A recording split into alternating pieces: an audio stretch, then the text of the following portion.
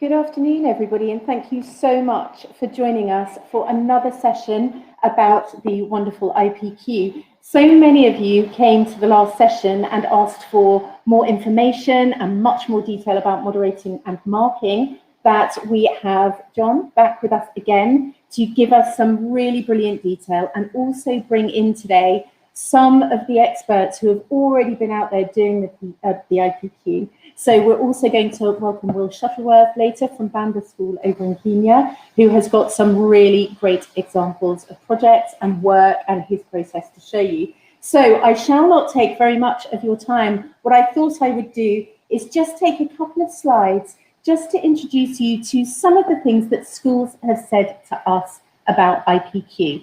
So the first thing to notice about this is that we are marking the process and not the outcome. The thing about the iPQ that is really powerful is that it doesn't matter what kind of project a child decides that they would like to do in terms of topic. What is most brilliant is that we are able to mark how they go about doing that and also guide them along the way. So that's one of the things that's most important, and also has been one of the most valuable things, not only from our point of view as a board, seeing all these lovely projects come in, but actually from the perspective of the schools. And you'll see that some of the projects that you're going to be introduced to today have been so brilliant and so creative. They're actually forming wonderful marketing activities for schools as well. They're able to really show off to parents and see how proud the children are and how creative they can be with what they've made.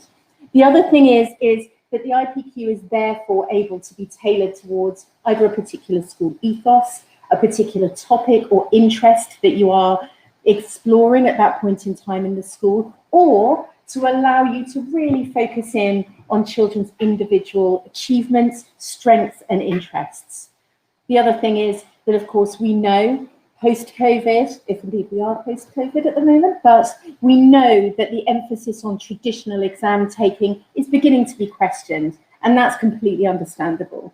And what iPQ does is perform and offer for children the opportunity for schools to provide a complement to traditional exams, so that there's more of a breadth of study and the ability for children to be able to really show what they can do, whether or not that's actually at a transition stage. But it also offers a lovely qualification that can accompany children as part of their journey through their schooling.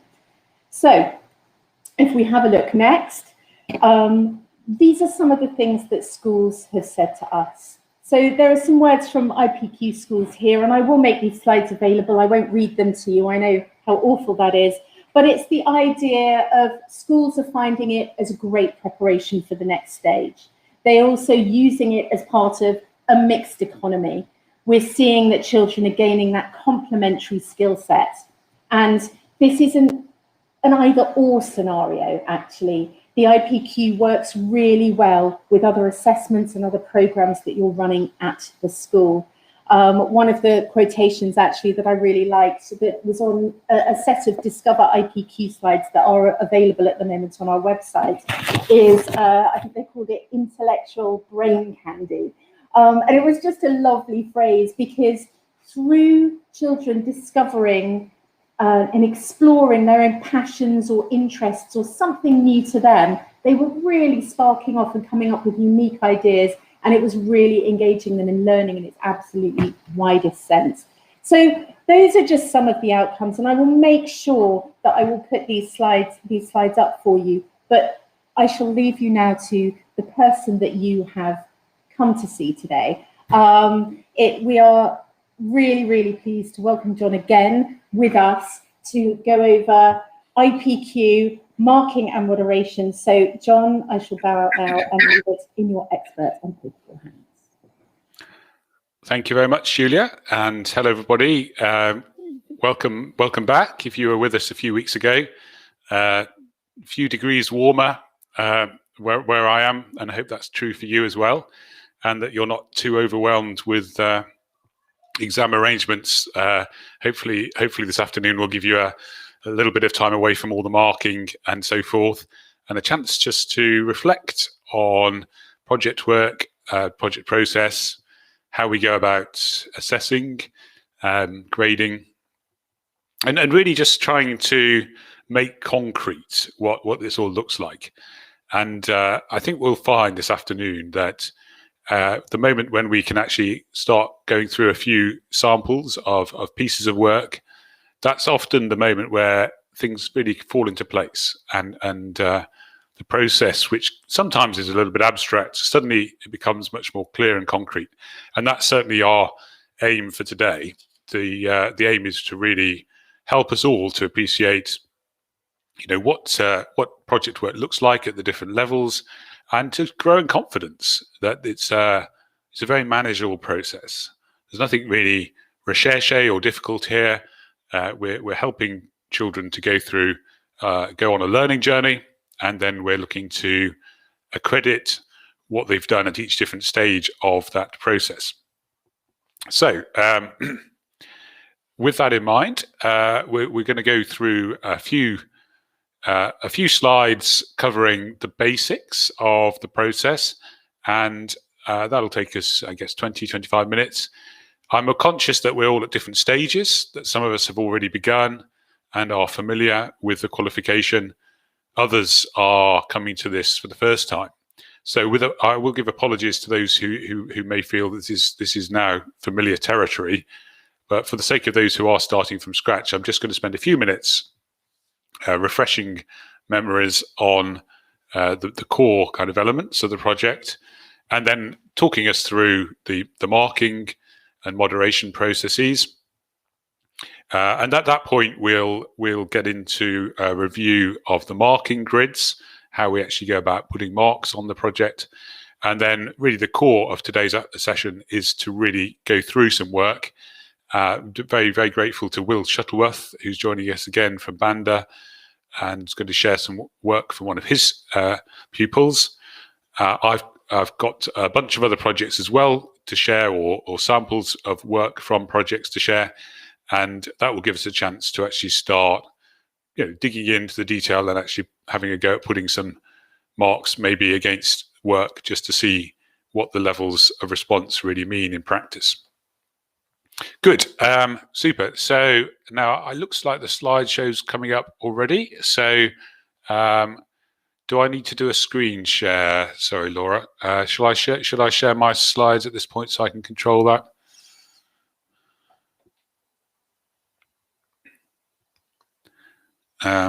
I think I will do that. Just if this is, excuse me, I'm just going to, right, yeah, good. So all being well, we should all be on a slide that says what the pupils do. If someone, Laura or Julia, could you just confirm, is that visible to everybody now?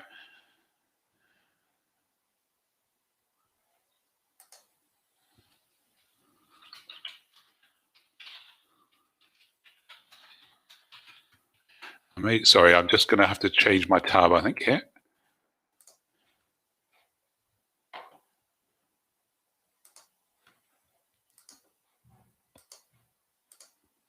Okay, good. That should hopefully be visible to everybody.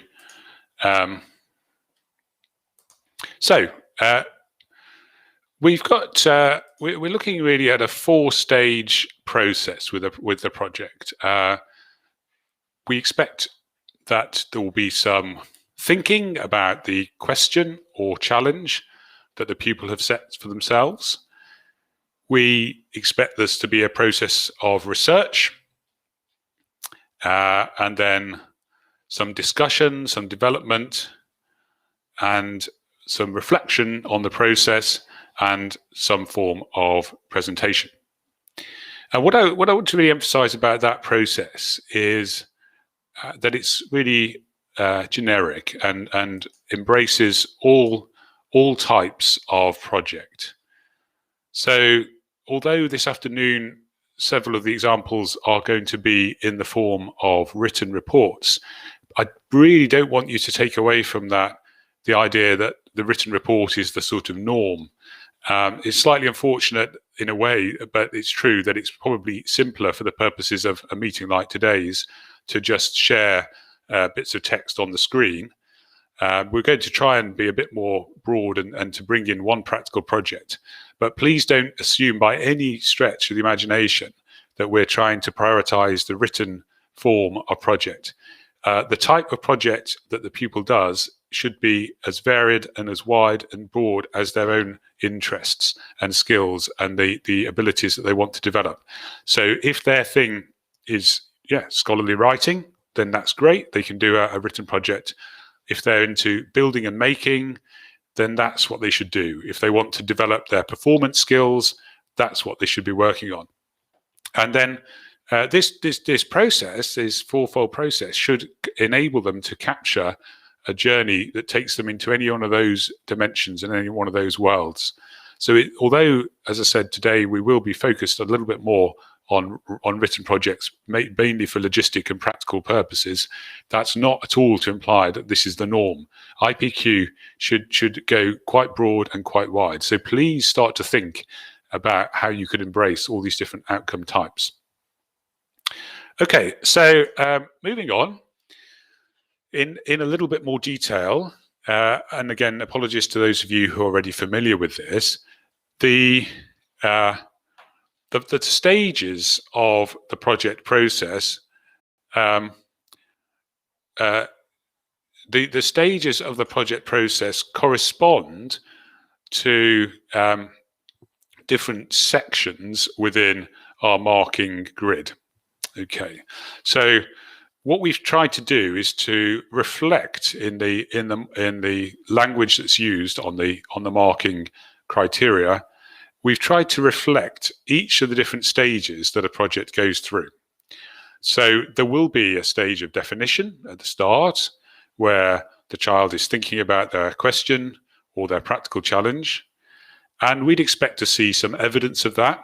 Maybe it could be an early planning document, or maybe it could be the introduction to the project where they explain their choice of question and the challenge that they've set themselves.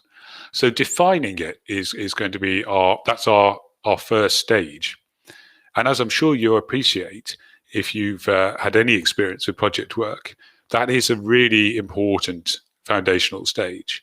Getting the choice of question right, or the appropriate practical challenge, vital to a successful project. And we'll look when we get to the marking criteria, we'll look at what different levels of response look like here. But one of the things that differentiates the more successful projects is that they tend to be ones where there's been really careful thought and a reflection on the initial choice of question or title for the project, and that thought and reflection leads to a sort of crystallization, and that there's an iterative process here where the question changes over the course of the first few lessons, and eventually you reach a point where it becomes crystal clear what the project is all about, but when perhaps that wasn't the case at the start. So, not everyone goes on that journey. Sometimes the question is just picked out of the air and it works perfectly fine. But one of the features, I think, of successful projects is that we do get that kind of process of refinement. Once the title is in place, there's a process of research and reviewing sources. And we've used the word review advisedly. There's more to research than just search. There's more to research than just collating and collecting. It's about the analysis and the evaluation, the interpretation of the information that's found in relationship to the chosen question or challenge. And again, when we look at the mark grid, then you'll see that we look to reward projects where there's evidence of more thought, more care, more reflection, more evaluation. And we're not expecting everyone's going to get to that stage. It's a spectrum of responses that we'll see, but we certainly want to encourage pupils to go beyond just gathering up lots of information and calling that their research section. One other feature of research, which is foundational and should be common across all different types of project, is the use of source citation, referencing, bibliography construction. It's a a good academic protocol is also very polite and courteous if you use someone's information to include an acknowledgement of that. And as I'm sure you're aware, this is an area which has got easier and easier, and as technology has advanced. Bibliography builders, citation construction websites, all there to be used, and they can all be effective and valuable. The key is really just instructing our pupils in why they need to do this and the basic mechanisms which they should use. So that's research and review. We're not being too prescriptive about word counts, but if it was a written section, this would probably be a page to a couple of pages of a report, or maybe 4 or 5 slides if they're doing a presentation format for their project. Okay, moving on.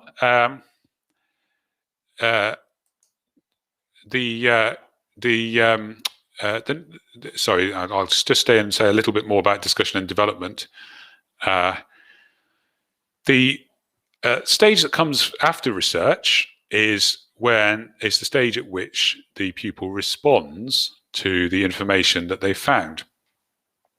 They're looking here at their own answer or solution to their chosen question. So, this is where, again, having emphasized the importance of the choice of question, I just do think it matters to keep coming back to that. The choice of question is going to influence the direction of research. It's also going to influence the way in which the pupil is able to respond.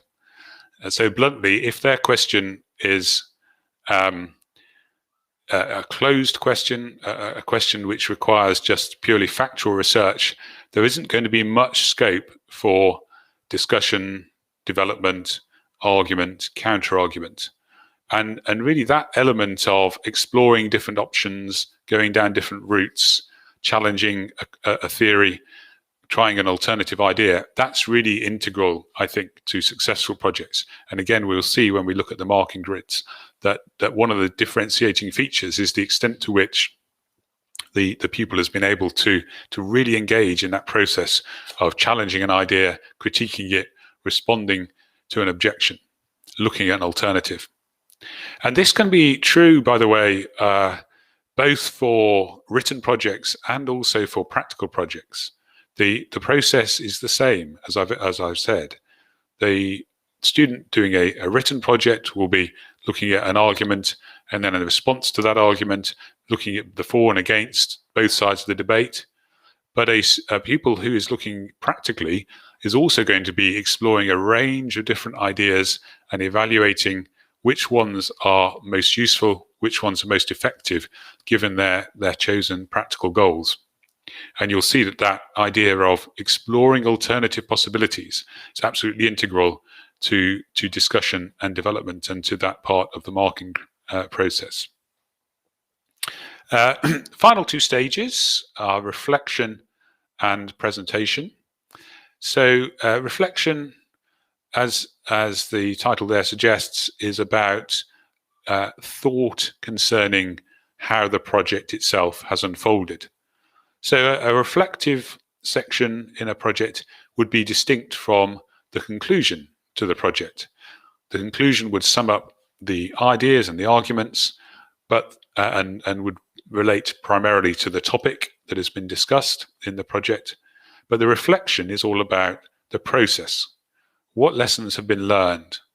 What will the pupil do differently the next time he or she takes on a project?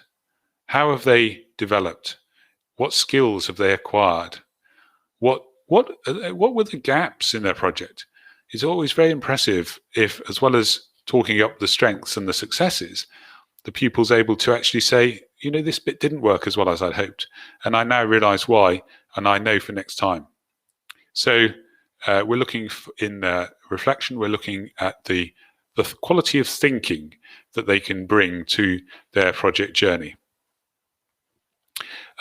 Last but by no means least, the presentation, which is included as a separate marked component, and forms really an opportunity for the pupil to sum up what they've done, but also integrally to reflect as well. And so some of the evidence that might go into supporting the mark that's given for the reflection criterion, some of that evidence may very well come through in the presentation. And one thing that we want to encourage is that the presentation isn't just the standard standing and talking in front of a slideshow, but also that it includes a chance for interaction, for Q&A, a chance to for the pupil gently to be probed a little bit about their topic, and also to reflect on what lessons they've learnt from doing their project. Good. Okay, so that in a nutshell is the outline of what a project looks like. And I hope you'll appreciate from that once we've understood what the project involves, then in a sense the marking process should follow fairly logically from that. That the things I've talked about are the things we're going to look to reward when we're putting marks onto projects. Okay, so a few more words from me on aspects of marking and moderation, and then in a little while we're going to go over to start looking in more detail at the marking grids, and I will also give Will a chance to chip in if he wants to in the next few minutes. So just a quick note to you, Will, if at any point in the next few minutes you want to come out on mic, and then please do. So just a word or two from me about a couple of particular aspects of the process. One of them is group projects. The group project is something, again, that we want to encourage, and it's something which, managed correctly, can work really well, but there are, let's say, a few obvious pitfalls which can be easily averted if we keep them in mind from the outset, but which can be difficult to rectify if they weren't considered from the start. So with group projects, the two kind of things that we need to keep in mind are that when we're assessing at the end, we're going to look for evidence of all of the four main objectives: the definition of the project, the research stage, the development, and then the reflection and presentation. Each of those is going to be assessed for each member of the group, and therefore it will be important that as they work on their project, each group member does a bit of each of those things. They all need to think about their objective or question. They all need to do some research. They need to develop something, and then they need to reflect. So what I'm saying is, it won't work well if the group is divided up so that one person does the research and somebody else does the development. That's really not going to work when we get to the point of putting marks on. So this is one of those things which the old adage, well begun is half done, is absolutely applicable to. If they've thought at the start clearly about who's doing what, and if you as the project mentor have reflected with them just to make sure that each of those different facets of the process is covered, then all will be well. And the other element to this is that, again, it's something easy to plan for and difficult if you haven't got this from the outset. It will help you enormously if each of the pupils in a group keeps a clear record of what they themselves have contributed to the project. It's difficult at the end of a project sometimes to disentangle their individual contributions, and we can't assume that it's going to be parity. You know, there may well be one member who's contributed more than another in a group. So we need, however they evidence their work, we need them to make clear who has done what. And there's lots of obvious things that can be done here. Color coding is probably the simplest and easiest. They all contribute to a shared document or to a slideshow, and they do so in different color or different fonts, or maybe if they're working on a sketchbook, they could annotate it, highlight it. We just need to know at the end of the process who did what, so we can fairly give marks. Okay, so some words about group projects. Let me say a little bit about presentations, and then maybe Will, I'm happy for you to come on mic then if you want to jump in. If not, we'll just keep going. So presentations. The presentation, as I intimated, is designed to be a chance to reflect and review, and to just give a chance for the learner to articulate their learning journey. So it would involve Q&A, and it will probably involve, in many cases, the sort of standard slideshow. But there are alternative ways it can work. It could be an interview. It could be exhibiting work in an exhibition. The question and answer part, I think, is the bit which will help you, particularly when you're needing to put marks onto the presentation. So a variety of formats, but let's make sure that some sort of interaction with the pupils forms part of that, because that will help you when you're then trying to put marks against it. And as I said already, the presentation should cover the content, but also provide an opportunity for the pupils to reflection on the process, reflection on the lessons learned, reflections on what they would do differently in the future.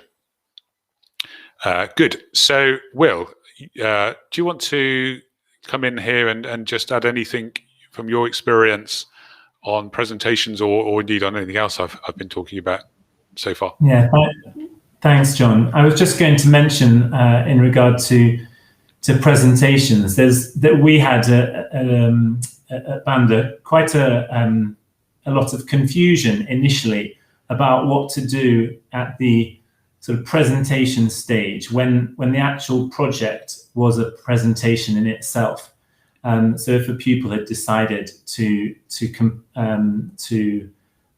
put together a presentation promoting an environmental campaign, and their project was for a particular audience, and they shaped a lot of their project around that audience and what the needs of that audience, what they needed. What does the presentation stage look like when actually the sort of the presentation is the project? So I just encourage what a good way through that is if they are doing a presentation as their project, there's a moment in this when they perform it, as it were, to this supposed audience, but when they sort of come almost out of role in the presentation stage and sort of talk about how they have just presented their project. And then they answer questions about what was difficult about it, how did they use images, how did they get perhaps the tone and the pitch right for their selected audience. So it's important, because many of the pupils think that their whole project is a presentation, and they spend a lot of time on that final stage. But it's just an important distinction to make if some of the children choose to do their project as a presentation. I hope that helps. Thanks. Yes, that's a good point, and we might want to come back to discuss a little bit more about the integration of presentation with the rest of the project. I think that's an excellent point, Will. I mean, just to sort of build a little further on that, if the student is deciding to use presentation as the main format for their work, then they can be quite creative about what goes around the edges of that. So, for example, there's on any presentation nowadays, there's the notes page at the bottom. So they could be putting in notes, either their speaker notes or their research notes. They could be writing a script, for example, to accompany the presentation. Or as Will says, there might be a sort of post-presentation discussion which they could also prepare for, where they talk through the process of having actually got ready for their presentation and review what they've learned through all of that. All of these are ways in which they can provide evidence of the creative journey that they've been on. And it's that I think which is important, particularly if it's a practical project, showing the stages of thinking, showing the decision-making processes. It's very important. And getting them away from the thought that the presentation is the be-all and end-all. As Julia said right at the start, a project is a process, and we're looking to capture evidence of that process. And that could mean, by the way, that the actual final submitted piece of work could be a little bit rough around the edges. You know, it could have some sketchbook pages or some notes pages, a first draft and a second draft. All of this could be really valuable in helping you see the journey of ideas and the creative journey that the pupil has been on. So again, we don't want them to be thinking that what they produce has to be picture perfect. It's a journey that we're looking to discover, a journey that they're going on that we're looking to accredit. And sometimes that can be best shown by some of the rough work and the material which isn't as polished as it can be by the final all singing, all dancing slideshow. Okay, good. All right, we're half an hour or so in. Julia, I think has opened up the chat box, so I'm going to be in a few minutes. We're going to start looking at particular pieces of work, and I'll be giving you a bit of time to inspect the work, having reviewed the marking grids beforehand, and then we'll be discussing sort of bands and marks and so forth.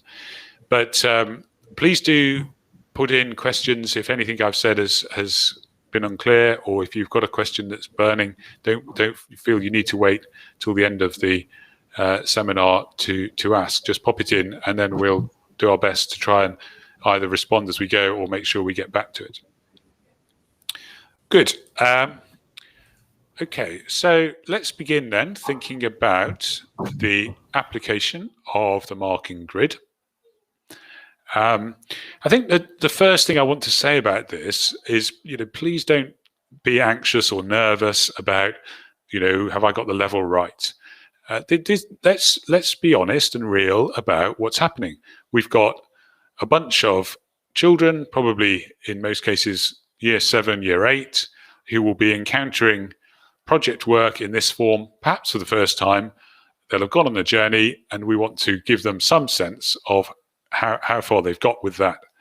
And so the watchword really here is that there's an exercise of judgment that's involved. This is not one of those mark schemes where you can tick a number of times and then work out how many ticks you've given and that's the mark. This is one of those approaches where there's judgment, there's reflection on the whole piece of work, and it's a judgment that's made in relationship to what you would expect a year 7, year 8 pupil to be able to achieve with, let's say, a couple of terms worth of work on a fairly independent project. So I want to say let's keep that in mind, and you'll see that the marking criteria use language like terms such as limited, reasonable, or good. And those are to be interpreted in relation to what we would know children of this age would typically produce. So in other words, what I'm saying is if all has gone well, it shouldn't be totally surprising to you what marks come out when you apply the marking grids. And that's as good a that good sense check is going to probably be as helpful as anything else I say in helping you to sort of calibrate your marks. Just think about this in terms of, is this the kind of piece of work I would expect a normal, hardworking, reasonably studious year 7, year 8 student to produce? Or does it go beyond that? And are there some features that really mark it out? Does it fall a little bit below? That's the gist of it. So there is a little bit more process involved. We've said in the specification that there should be some moderation, and really hence the purpose of today's meeting, to give you a chance to look at some work and begin to get a sense of the levels of response and how they map against actual bits of project work. So bluntly, once you've gone through this process today, we would regard you as an ICEB accredited IPQ moderator, congratulations. And hopefully that means that you would then be in a position to look at marking by colleagues, if more than one of you is involved in the process, and perhaps do some adjustment or just have a conversation to enable a shared understanding of the standard. I mean, we're not being draconian about this or heavy-handed in any way. You know, there's not going to be anybody from ISEP who's going to come along and say, oh, sorry, you can't give that mark to this project. This is your chance to gain as a sort of professional sense of what the qualities of work should look like for the different mark levels, and then to apply that to the work from your own school. So there is a process. I mean, I won't go into it in much detail now, but the obvious thing to do if you are going to moderate for your school, or potentially, I suppose, if there's another school that you're linked to, and they ask you to look at some of the work, then an obvious way to do that is just to sample the work, look at maybe the top, the middle, and the lower end of the range of marks, and then just comment on the qualities that you see and your general sense of whether or not that aligns with the marking standard as it's exemplified by the kind of pieces of work that we're looking at today. Good. So that, moderation is very much an internal process informed by the work samples that we're looking at. So with that in mind, I won't go further into the mechanics of that process. I think we can jump through that. So you will be familiar with the grading. I would imagine by now we've suggested 3 mark bands: pass, merit, and distinction. The project is marked out of 60, and 54 marks come from the main piece of project work and 6 from the presentation. Although, as I did indicate, you can use the presentation to gather evidence for other parts of the marking criteria, particularly the reflection criterion. Good. So that's our mark range. And at this point, I think, I don't think any questions have come floating in just yet. I think at this point, it would be timely, therefore, for me to jump over to review the marking criteria. I will just pause at that moment in case anyone does want to come in and put a question in. If not, we'll press on, look at the criteria, and then we can move to start sampling some work.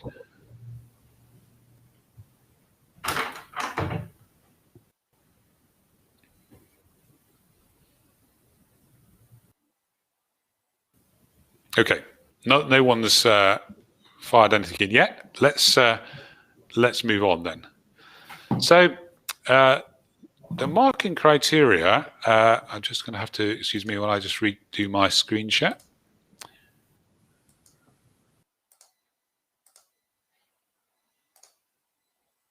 Okay.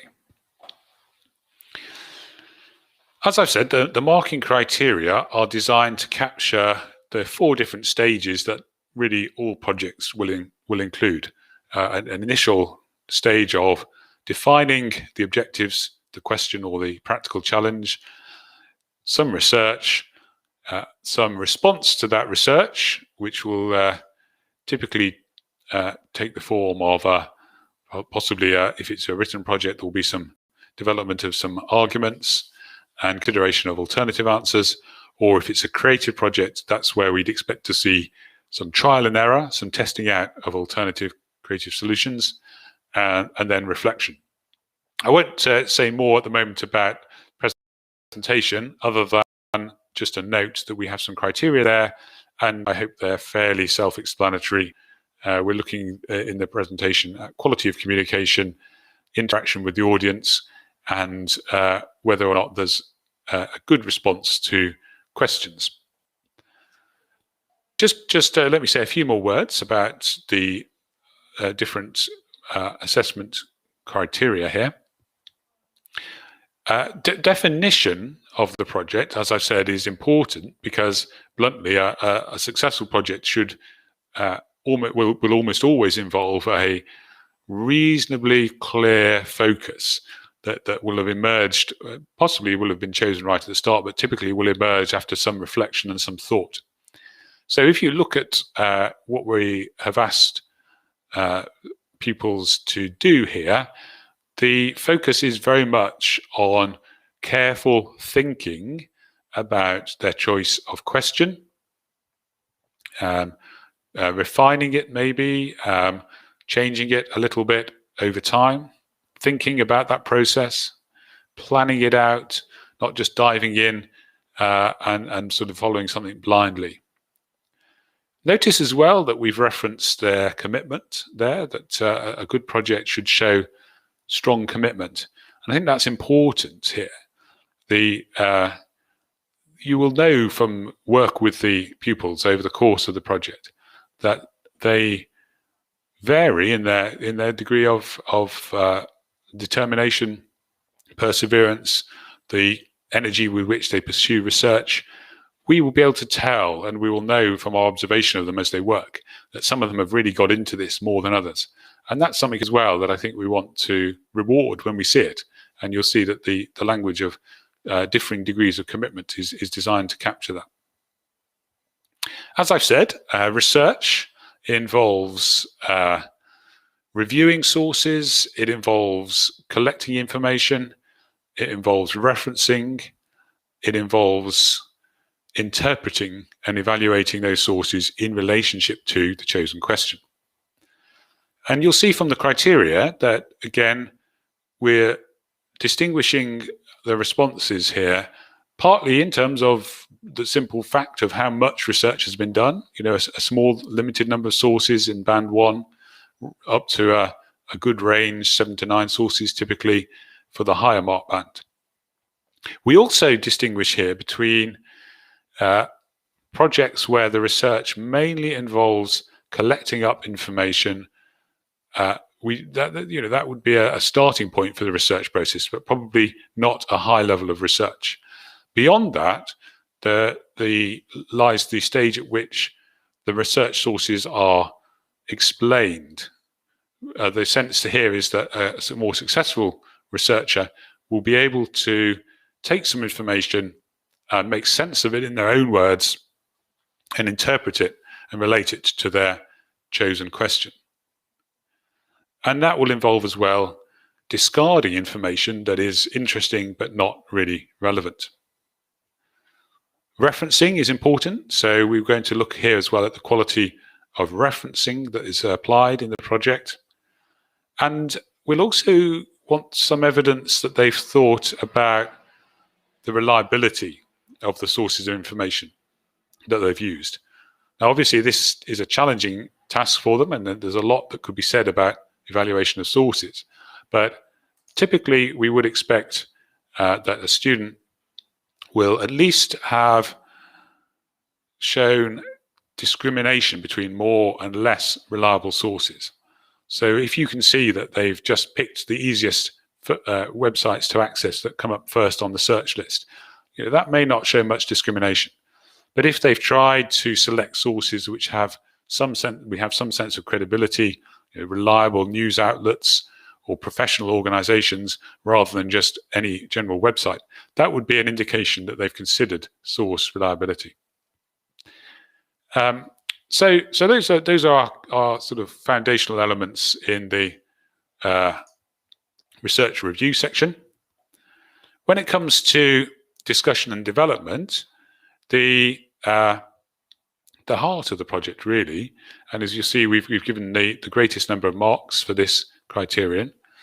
Here we're really interested in the quality of their personal response.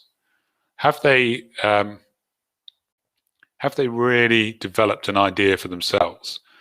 Have they engaged in a careful, thoughtful exploration of different possible answers to a question? That's the challenging task, and that's what will differentiate in many cases the average from the more successful project. The extent to which they can deeply engage with alternative ideas, critically evaluate before drawing conclusions of their own.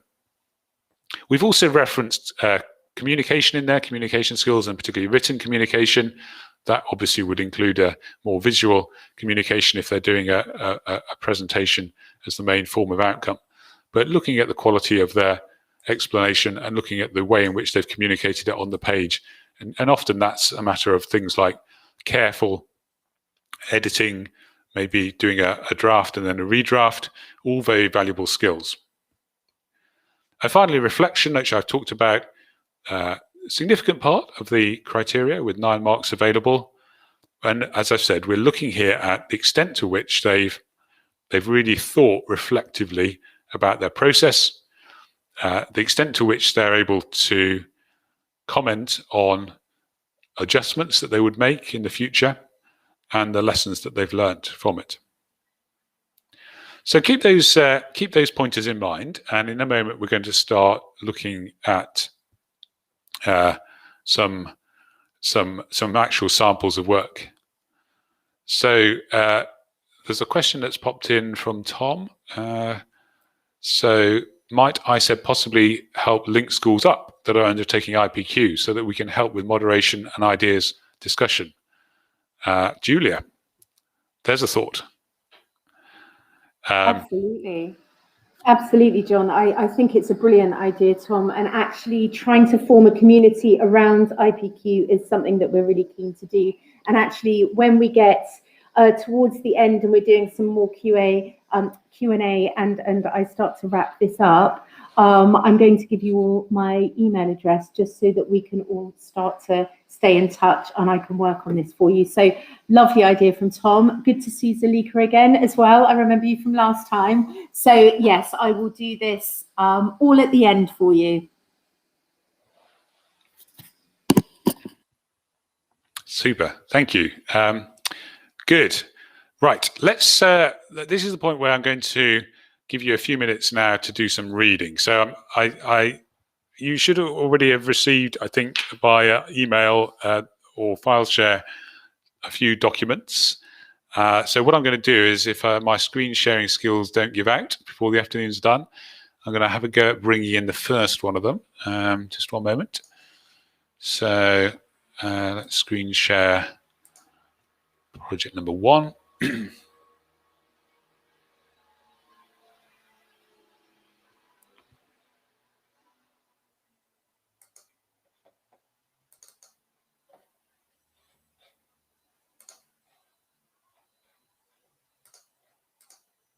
Okay.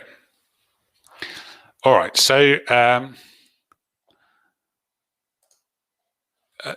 I'm right, Julia and Laura, I think, in thinking that everybody's got access to this as a PDF, as well as obviously it's on screen at the moment, but everyone's got visibility of this document.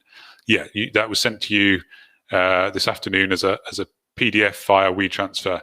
Thanks. Super.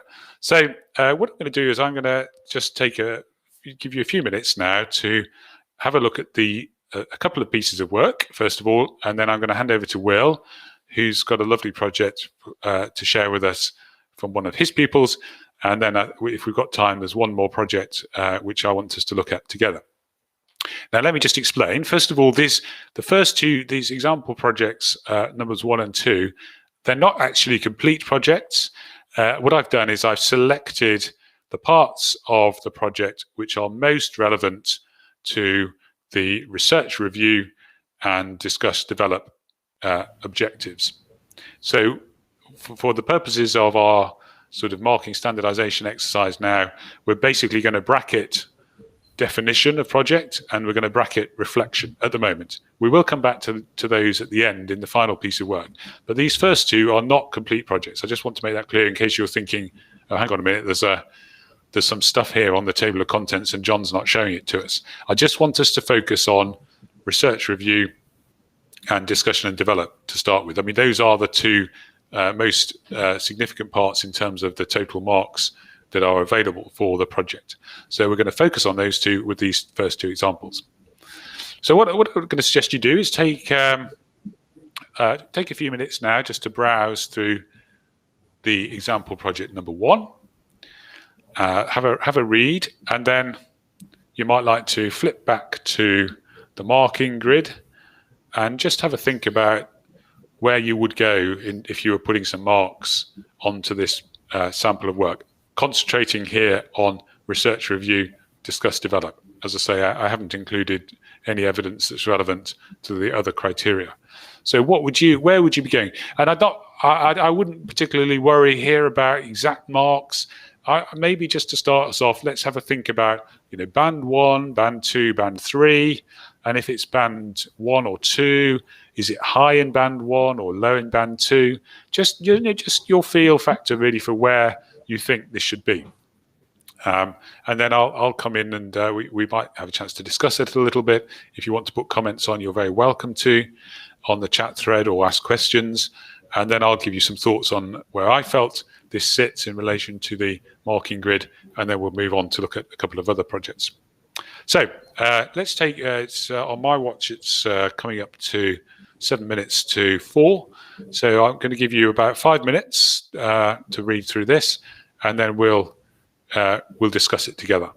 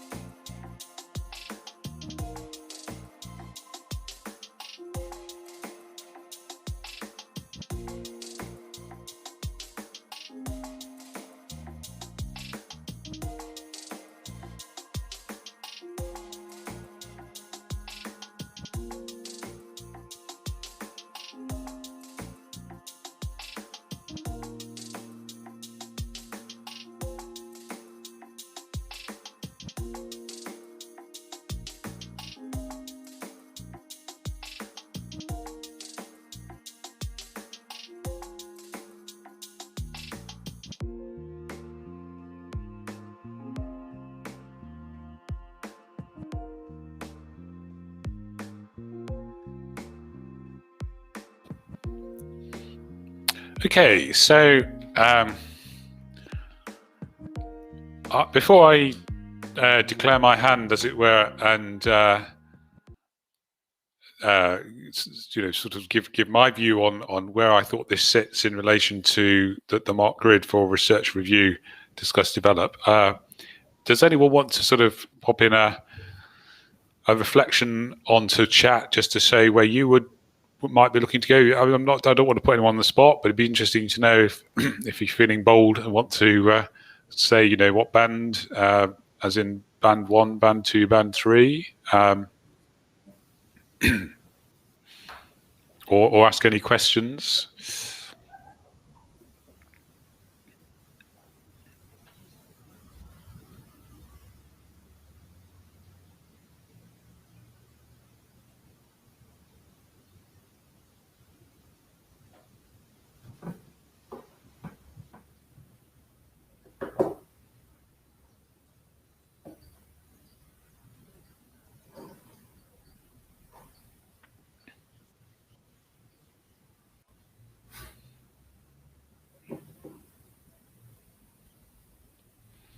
Okay, thank you, Stephen. First up, breaking the ice there. Well done. Yeah, interesting. We're getting a. Yeah, that's very interesting. We're getting band 1 and a little bit of elements of band 2. Good. Okay, thank you for that. Mid-high band 1. Yeah. I mean, these are, I'm concurring with almost everything I'm seeing on the comments thread at the moment, on the chat thread. This is, I think this is a project which we want to see very much in terms of a stage on a journey. This particular pupil has clearly learned a little bit about the topic, has gone off and discussed some really interesting, possibly slightly tangential areas, but they've learnt, a little bit about some background. There's a bit of data here. There's some information about things like class sizes, teaching qualifications. Remember, this is all about a student finding some things out for themselves and beginning to go on this journey. So, I also want to let me just pull in my screen again. I want to emphasize as well, they've not gone very far in terms of things like referencing, but they have learnt a little bit about it. So there's some referencing here, some use of a reasonable range of resources, actually, probably slightly more than you'd normally get in band 1. But as several of you have identified, there's a slight tendency here to maybe go off into different areas, and there is clearly some confusion. Liz is wondering, yes, is this topic a bit too broad? Perhaps a more specific focus might have helped at the outset. All excellent points. So let's cut to the chase then on this particular project for research and review. And in fact, just to move us on a bit, I'm going to bring in my commentary as well for discussion and development. If I can just pull that in.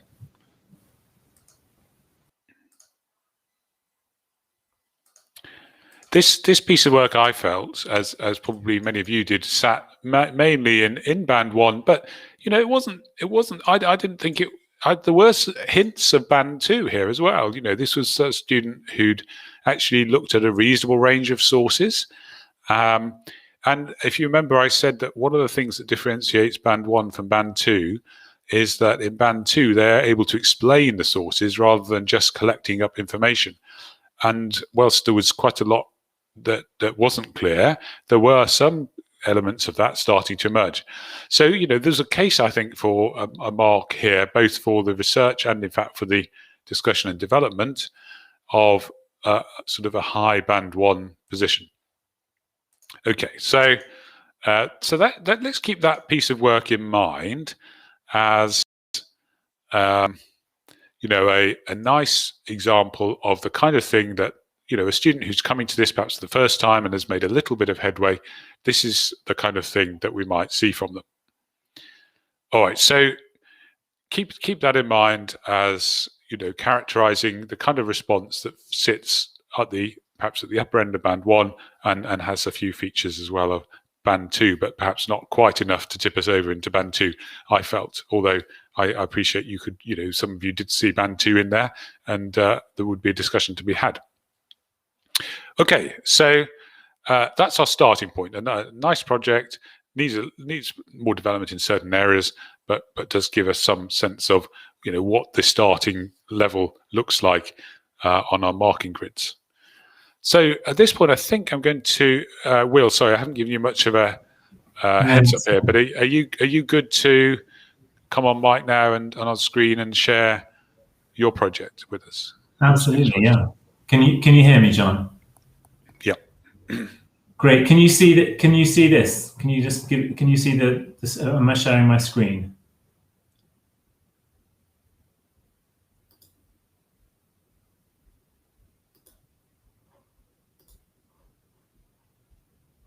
I'm hoping that you can see I'm going to show you a video shortly of a project. Is that working? Are you seeing it?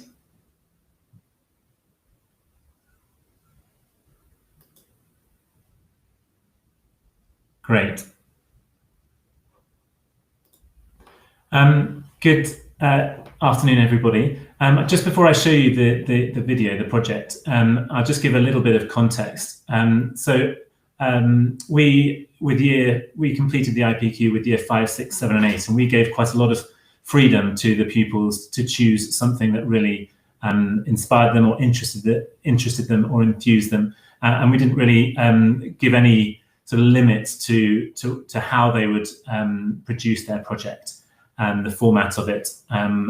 They could produce pretty much anything they wanted. It suited online learning as well. We were learning remotely from September to December. So this is Georges, and he has. I'm hoping that you're seeing him on the screen in front.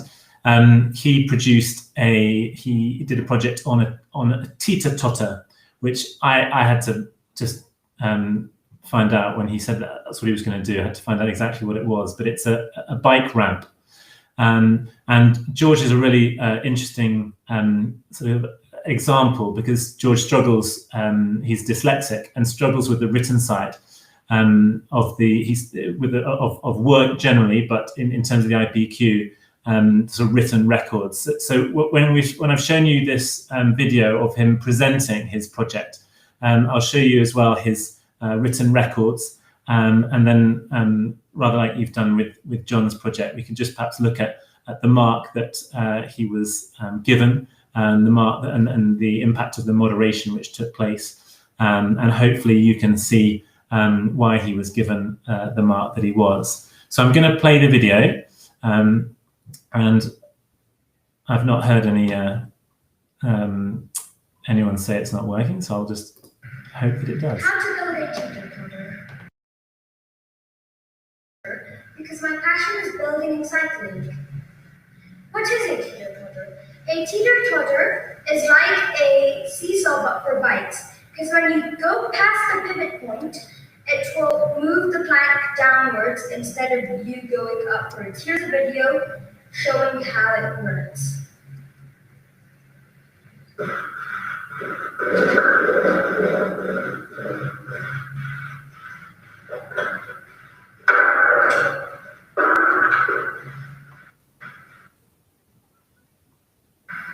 What's a drop? A drop is something that is usually used to lower you down from a rock slab with a nice landing on your bike. And it can also be used for fun. Here's my presentation.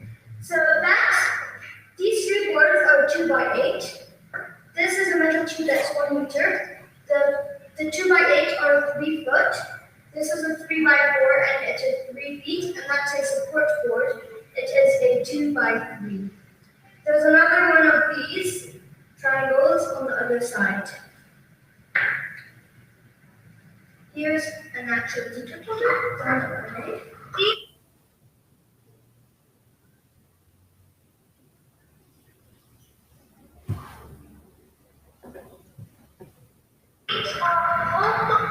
2 by 8. Read each of it first.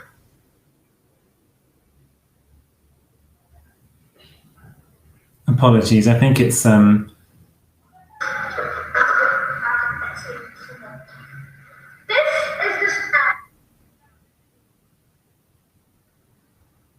yeah, sorry, this glitch is actually from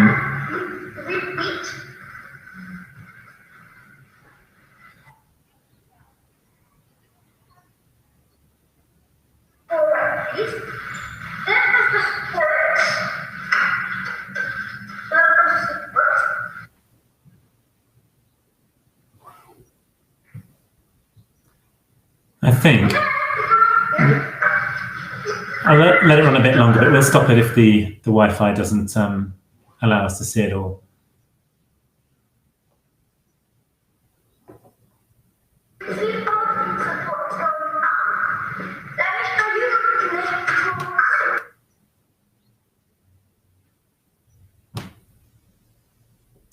Okay. Should we...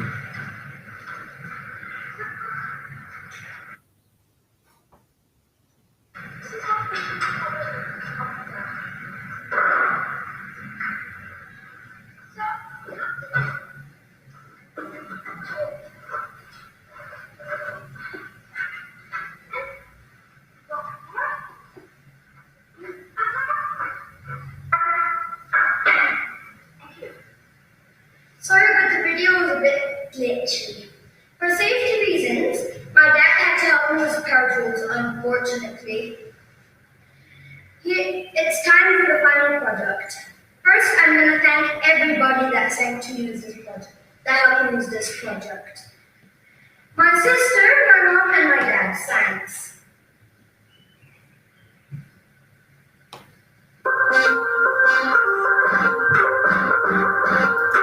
I'm just going to stop that if that's okay. George then goes on to show sort of a minute and a half of him and his friends really enjoying it. Just to be clear, that was the presentation element of his project. His project was entitled "Can I Build a Teeter-Totter?" So the focus of it was very much on the construction of it, and that video, while it was very bright and colourful and engaging, was that sort of 6-mark final stage of his project. I don't know whether you wanted to again. It's a really hard question, and we had a real battle with it as well. How do you put a mark on that? It seems a much more complicated marking process when it's something so practical. But I don't know if this sheet helps. I'm going to present that. I'm hoping that you can see my screen as well. We use this mark sheet, which is an adaptation of the ISEB mark sheet. And as you can see, the areas down the side are listed, and then the banding on the right-hand side, using exactly the same language. We added in some supporting questions, some bullet points and some supporting questions for teachers who were assessing the final projects, because we had so many people doing it. We had a number of teachers who watched the children do their presentations. So I included some of those questions in green on the mark sheet. So the teachers had a small group of 4 or 5 who did all their presentations together, and they completed this sheet. And then it was obviously videoed and moderated by me, and furthermore by ISEB. So I'm really happy to, if that sheet is of any use to anyone, I'm really happy to share that with it. Yeah, if it can be helpful. So with regard to George's marks, perhaps you just want to have a look at the criteria again and see if you can, like you did last time, come up with a mark. It's very challenging, perhaps a bit more challenging to grade it than the previous project that John had shown.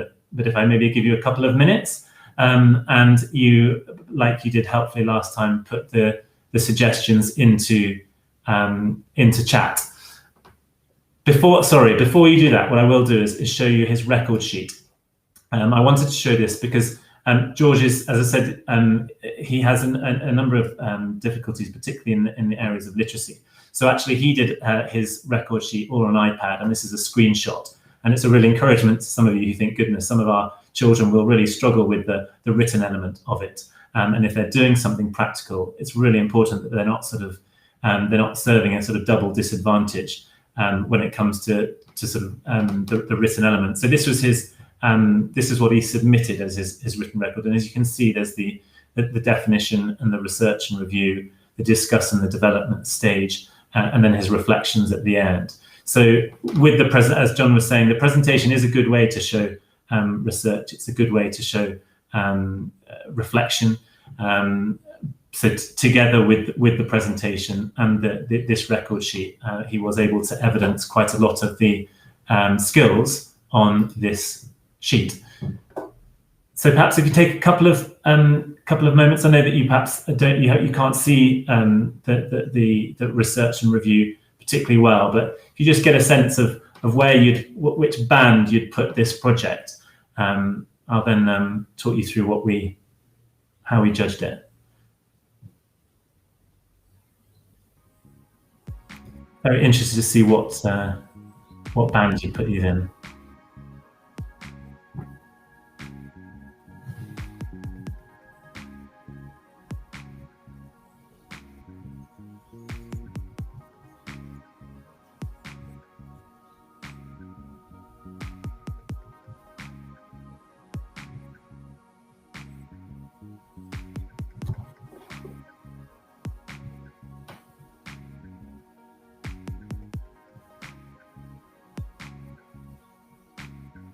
Thanks, Sherry. Yeah, I agree. I would really stress that the presentation is a great way to show research, and you realise that actually the children can actually demonstrate the skills over three aspects of the project, whether it's the written records, whether it's the presentation, or whether it's the final product. His actual design, his actual teeter-totter, did show a number of the skills. Anyone of you be really brave and suggest which band it was in as a final mark? I appreciate it might be difficult to break it down, but is this a band 1, band 2, band 3 project?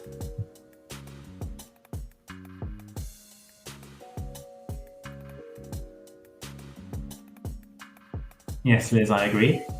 Who's going to be brave? Who will go for a band?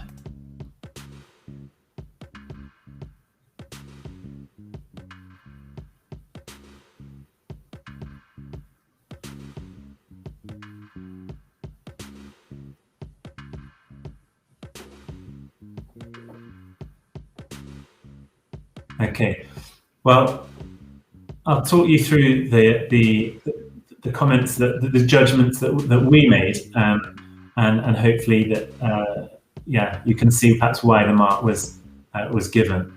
I hope you can see the screen. So Georges ended up with a high 2, and this was the sort of the breakdown. I appreciate you haven't got this material in your pack, but I would be happy to share it.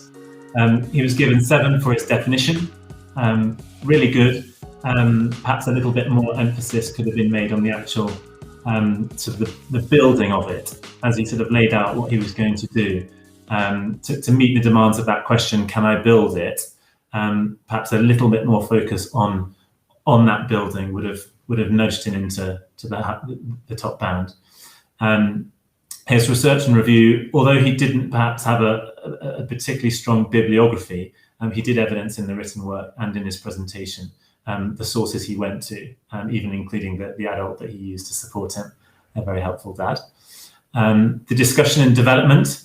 Well, I'll just say with the research and review, we felt that he perhaps, again, could have scored slightly higher if he had been able to evaluate which was helpful, which of his sources were sort of helped him in the construction of his bike ramp, and which sources weren't, which sources maybe were a red herring or a distraction or not as trustworthy. In the discussion and development, I think again good evidence that he had sort of responded to the project question, but a sense that he perhaps could have looked at the different approaches. I mean, he mentioned that changing the design slightly would have given him a ramp, but perhaps further comments, particularly given his title, his project title was "Can I Build One?" About the specific materials that he chose or that he needed to build it would have been good. I would have been just nudging it slightly higher. And then in the reflection, good reflections. In fact, this was moderated slightly higher because of through the video and the written records that he was. It was acknowledged that he had appreciated the wider context of it and that his friends enjoyed it, and therefore he was his mark of 5, which we gave him, was moderated up to 7 on the strength of that. And his presentation out of 6 was he was given 5. He was very enthusiastic, communicated his ideas well. Certain bits glossed over that perhaps might have been good to bring out. But I think it was a very showing the video was a very good way, a very good alternative to actually having the bike ramp in the classroom, which obviously would have been really good. So Georges ended up with 36 out of 60 as a total, and that was moderated up to 38. And I would just say it was a really good challenge for us. We had a number of very practical, exciting projects. I'm very happy to share further details. And this question of, well, how do you put a mark on something so practical? How do you judge somebody's research and review and discuss and develop? And I would just reiterate maybe what John said about it being a process, and we're not actually evaluating so much the content. The content is important, but we're evaluating how they've set about studying the title they've set themselves, how they've set about answering the question they've given, and whether that's a book or a bike ramp or a piece of music or some elaborate design. I would really encourage you that the marking criteria is effective for the most practical of projects, and for the projects where the presentation perhaps isn't as fluent, or the written records aren't as strong. The marking criteria can still be applied. But I hope that you really enjoy it, and I'm looking forward to being in touch with some of you if you'd like some of the materials we've developed. Okay, I think that's it, John. And back to you. Thank you. Thank you very much indeed, Will. And that was a really lovely example. And I really think just to emphasize that was a project which I think captures the way in which we've got a very flexible and very broad scheme for assessing project work in all its different manifestations. We've looked at an essay so far, and then we've looked at a piece of construction, both perfectly accessible within the framework that we have. Great. Well, look, I'm conscious that time's moving on. There are a couple more written projects. So I'm actually going to jump, I think, over number 2 and just direct our attention for the last few minutes of our marking exercise to project number 3. So that's the project that you will have seen, those of you who are with us for our launch meeting a few weeks ago. The project entitled Is Ballet an Art or a Sport? So let me just pull that one up on screen.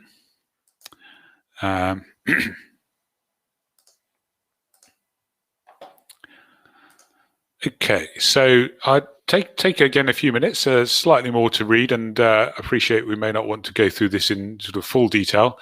If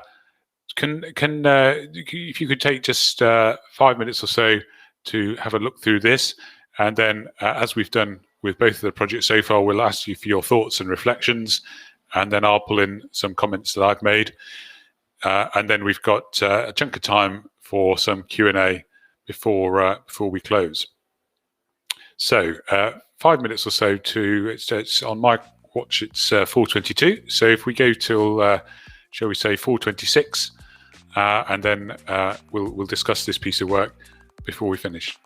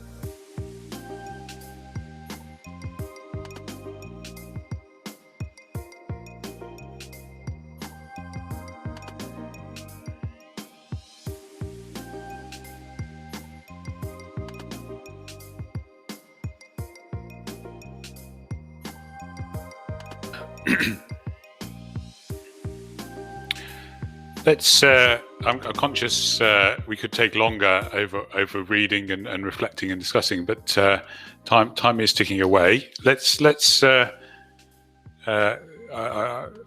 Perhaps anyone wants to be bold again and add a thought or a reflection about this piece of work in relationship to our bands. Who's going to be first? Yeah. Stephen, I think, has nailed this one. High end of band 3. This project. This project has got lots really that recommends it as exemplifying many, if not all, I think, of probably the features that we're looking for.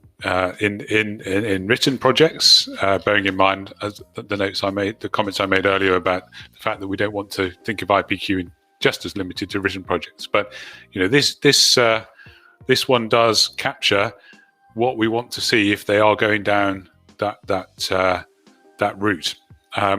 So I don't think anyone is disagreeing at the moment, so that's good to know, and good comments there. Thank you, Liz. I agree with you. Good choice of topic as it's personal to the pupil. This is, the IPQ is all about personal commitment and personal passion. So whether it's making an accessory for your mountain bike so that you can have fun with your friends, or just reflecting on your love of ballet and trying to understand it more deeply in a really quite sophisticated and nuanced way. All of this is what we're looking to capture and to reward. So I think there's a lot of agreement here. Let me just switch over screens and pull in my commentary here. So we jumped over project 2, by the way, but you're welcome to go back in your own time to reflect on that. That I felt as well was a strong piece of work, Secure Band 3. But just a few comments on this piece, just to echo what people are saying. I think one of the things that's nice here is it does show us, by the way, that you can discern evidence of the quality of the project process and the journey that the pupil has been on, even if you haven't witnessed that for yourself. Okay, so I'm thinking here about our first assessment objective, define, where we need to make a judgment about, has there been strong commitment to the process? And it's fairly obvious, I think, when you've got a piece of work where they've taken a lot of care over the presentation of it on the page, it's nicely laid out, it looks as though it's gone through a process of checking and drafting and redrafting.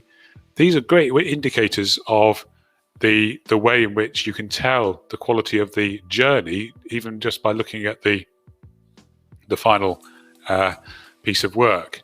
So, obviously, if you'd worked with this particular pupil, you'd have a sense of that from the experiences of interacting during the course of the project.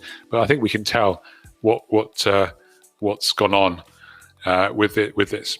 I think another thing that was nice is that there's a little commentary you'll notice. They've made good use of the referencing tool. There's a fantastic tool you can use on. This was produced, I think, on Google Docs, and there's a tool that you may know, the Explore tool, which does these references more or less automatically for you. And so once you've cottoned onto that really can boost you to that level, to a high level with the referencing side of things. But there's been care as well about evaluating the sources as the project unfolds. And actually, one of the nice features of the reflection at the end of the project is that evaluation and constant critique continues. So lots there, I think, to help typify what we're looking for. Good. So that should, I hope by now, yes, thanks, Liz. I have to, I'm sure all commercial word processing packages can be utilised in this way. It's very much easier now than it used to be for those of us who had to go through the mill a few years ago of producing all our references by hand. Bibliography builders, either as add-ons to websites or built into to Microsoft Word or Google Docs, just make this side of the process so much more efficient and straightforward. And then I recommend that you spend a few minutes getting up to speed on those if you're not familiar with them. Good. So I'm hopeful as a result of that you've now got a really clear mental map of the full spectrum. We've looked at work that ranges across the mark bands, and just keep that in mind. You may know some of the science behind the theory of comparative judgment, which is the basic theory of which is that teachers never really agree on marks. That's what keeps examiners in business. But we do tend to agree about comparisons. We can usually tell that A is better than B, or C is about the same as B. And when we've got exemplar pieces of work like the ones we've looked at today, that should give you a kind of mental marker for the kind of level of response that corresponds to the different marking bands. So I would recommend that you keep that in mind, that you reflect on the work you're looking at when you're marking for yourself, and just ask yourself questions like, did I see in this work, do I see things that start to look similar to the projects that I saw when I was standardizing? That's a helpful question for anchoring your own sense of the marking standard. Okay, it's just gone 4:30. It's a hot afternoon here in the UK, so I'm very happy at this point to take further questions or open the floor for comments.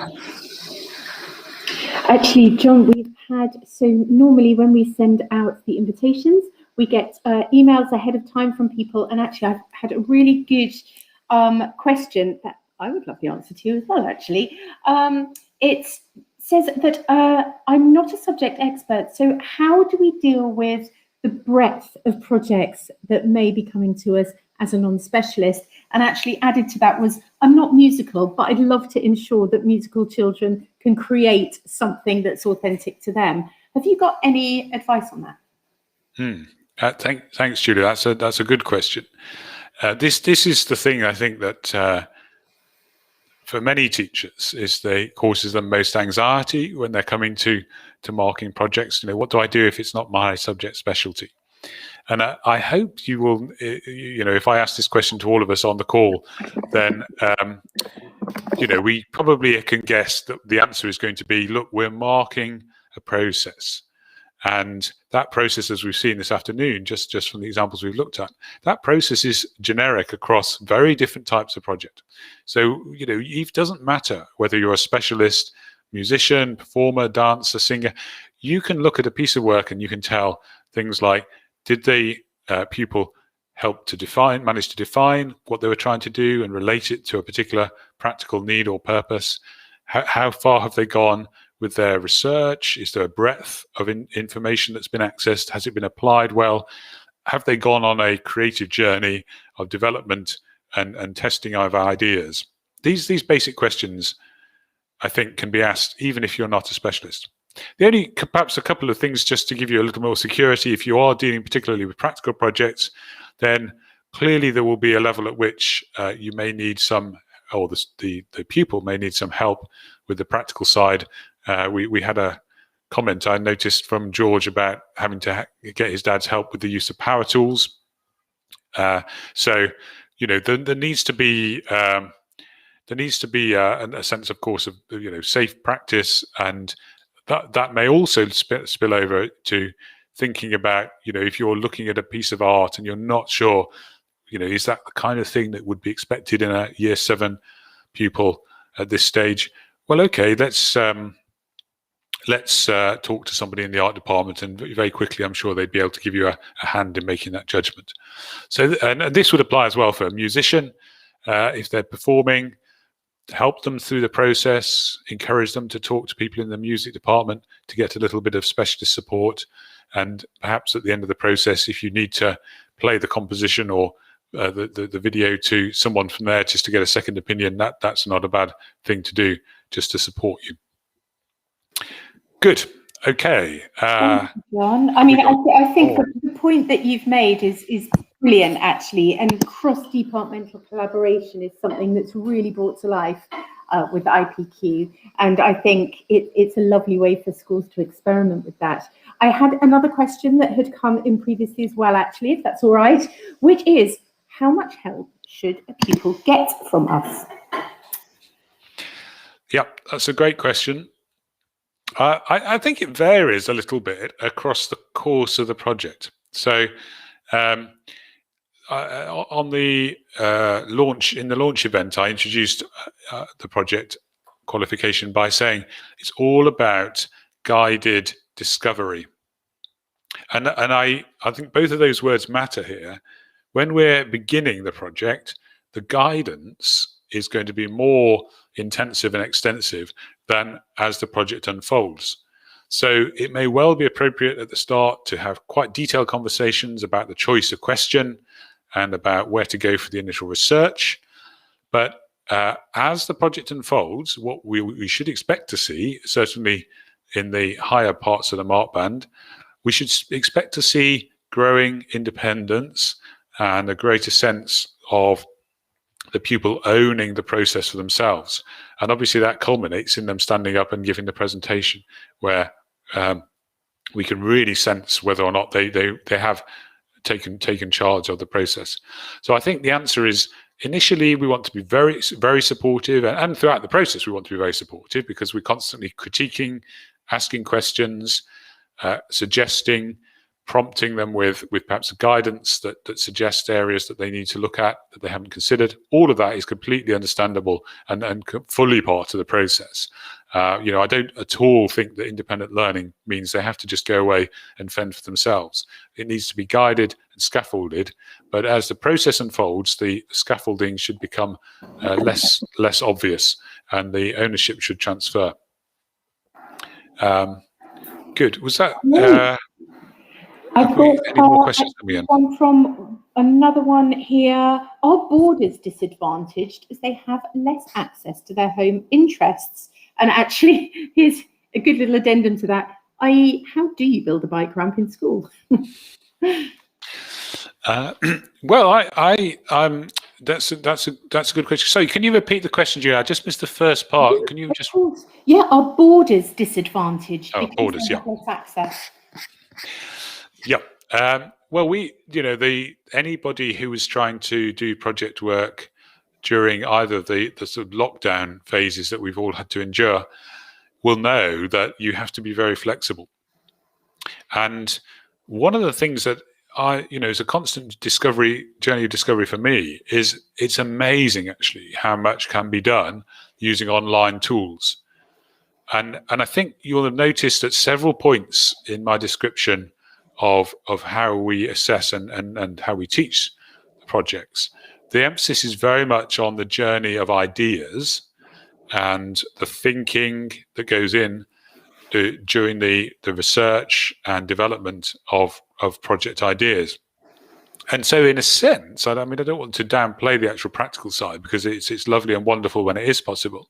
But if the outcome of that process of thinking and researching and inquiring is a 3D model on a computer-aided design platform, or if it's a sketchbook which is illustrated through a slideshow, these are, there are accessible alternative formats which can be used to capture the ideas in a project, even when the actual practical physical making and building is difficult, which it may well be either because of the pupil's location or because of pandemic restrictions. So I think the answer to the question is, let's think broadly and let's flex, let's adapt. Great. Another question was, can pupils present a production and be marked as or present as a group? I.e., if students perhaps wanted to collaborate together to do something with drama or perhaps as a band, is there any scope for group work and also using a production as the artifact? Yes, there certainly is. And in fact, I would go further and say if they're working on a performance style production project, then really, with possible exceptions of Hamlet doing a soliloquy, maybe they're almost certainly going to be involved in group work, and that's one of the skills that we want to allow to develop. I think the crucial thing with group projects is really thinking through helping them to think through the fact that you, as in now the project assessor, you are going to in the end have to mark it, and they are going to each get a mark. So just making sure that whilst they're working collaboratively throughout that process, it's really clear what each individual is contributing to the process. That is important. But that can come through very creatively in lots of different ways. So they might, for example, take short videos where they commentate on what they've contributed to a rehearsal, or if they're perhaps playing a role as a producer or director, then they're thinking about how they're actually managing to facilitate that process. Capturing the journey from their own point of view is important. So even though the final production may be an ensemble piece, we still need to see what each of them has brought to the show. Thank you. So we've got one last one before we go to Stephen, which actually Will could also help us with this, which would be great, because he can talk from his experience, which is, can teachers who have not been involved in the process help assess and moderate at the end of the process? It's quite a good question.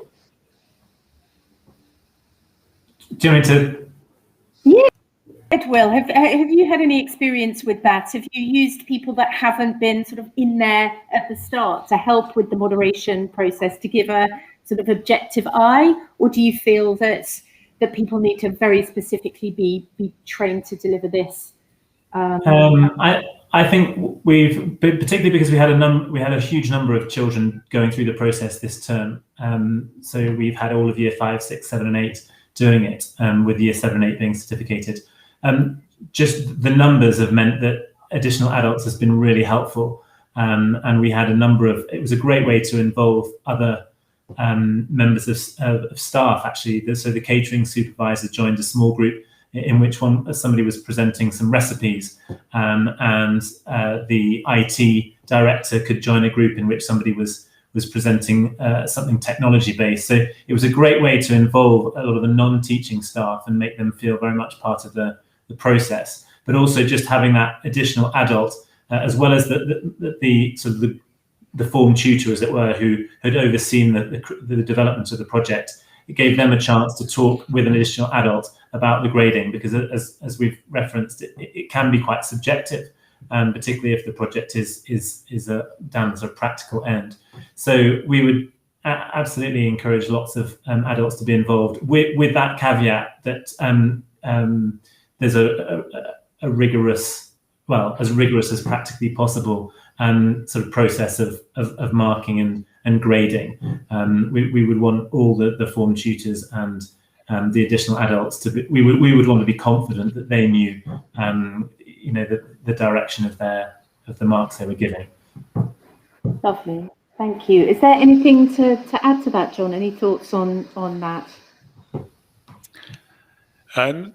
No, I think, the only point I think, just to sort of clarify, is I think we are, without being too official about it, we do want to encourage people who are involved in the moderation process to have done bluntly the kind of exercise that we've done today. So, having looked at some sort of standardized work samples, just to get a sense of that. So I think Will's right. Yeah, I definitely agree.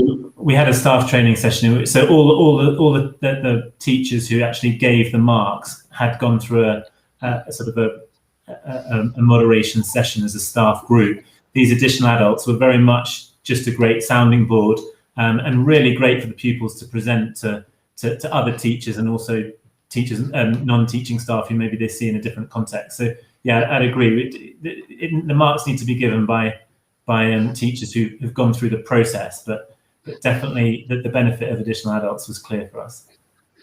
Lovely, thank you. There was a question on the chat from Stephen. How can a school begin to take part in this? Is there the need to register, and is there a cost? Well, I can tell you all about that, Stephen. All of the information is on our website as well, just so that you don't have to jot down everything that I say right now. But yes, what we do is we ask schools to register before they start their projects and register each of the children. It's £40 a child. We are keeping that cost until, as you know, we've got everything built up around the iPQ. So you know that at the moment we're working really hard to build up a huge bank of resources, of inspiration. And as John and everybody on the chat and Will particularly have alluded to, the need to start to build a community of teachers and those taking the iPQ. So we are keeping that cost really lean this year.